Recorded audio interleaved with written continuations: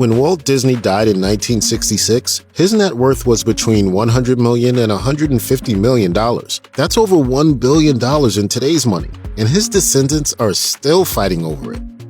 What happened to the Disney family fortune? It's a question that the young Walt Disney likely never considered.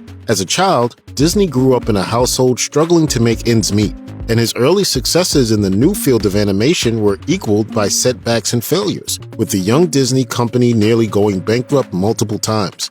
Even after his first feature film, 1937's Snow White and the Seven Dwarfs, became a cultural sensation, Disney still came close to financial ruin during World War II, and again during the construction of Disneyland in the early 1950s. But Walt Disney's bold innovation and risk-taking paid off, and even after his death, the company's fortunes have continued to rise. Following a downturn in the 70s and 80s, the company roared back with hit films in the 90s,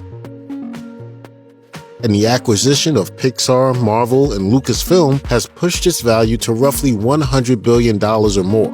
This surge in value has only benefited some of Walt's family, though. According to Inspiration Feed, when Walt died, 45% of his fortune was given to his wife and children, with another 10% distributed among extended family. The remaining 45% of his assets were earmarked to fund a new charity, with most of the money ultimately going to the private art school Cal Arts. They must know only the best. Cal Arts will provide that best. Not all of his descendants have gotten their due, though. In 1993, Sharon May Disney, the younger and adoptive daughter of Walt and Lillian Disney, died at the age of 57. Her children were set to inherit a total of $400 million. However, trustees were appointed with discretionary powers, saying they only had to distribute the money if the children had, quote, the maturity and financial ability to manage their money. This loophole has resulted in Walt's grandson, Bradley Lund, who is now over 50 years old, not receiving a dime despite multiple court cases and lawsuits.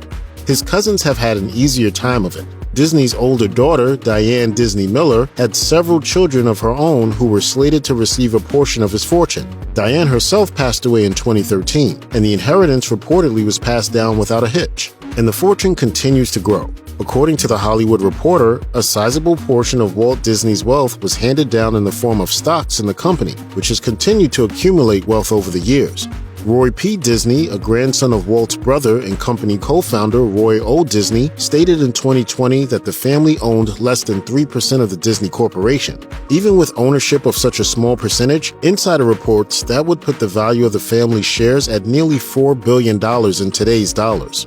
Despite the fact that their wealth allows them to own things like private jets and multi-million-dollar estates, though, not every member of the Disney family is flaunting their wealth.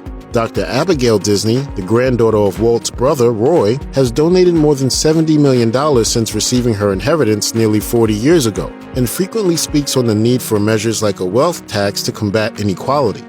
She told The Cut, "It's fundamental to remember that you're just a member of the human race, like everybody else, and there's nothing about your money that makes you better than anyone else. If you don't know that and you have money, it's the road to hell, no matter how much stuff you have around you." When asked if Disney's CEO was making too much money compared to his employees, she told CNBC, Jesus Christ himself isn't worth 500 times his median worth. Though many of the Disney family are tight-lipped about exactly how much they have inherited and what the full extent of the fortune is, Abigail Disney has stated that if she wanted, she could become a billionaire. So while some of Walt Disney's fortune is tied up in court, it's safe to say that those who have access to the family's assets seem to be able to live pretty comfortably.